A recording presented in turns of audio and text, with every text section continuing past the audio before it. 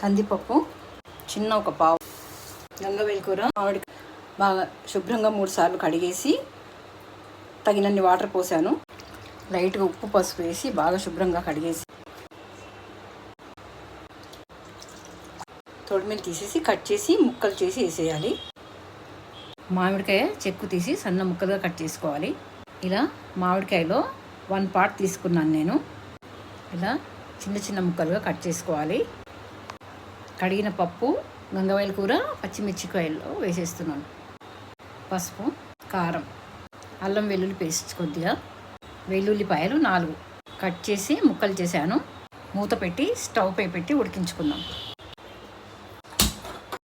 ఒక విజిల్ అయిపోయింది. ఇది 2వ విజిల్. 3-4 విజిల్స్ రాగానే బంద్ చేసేయాలి.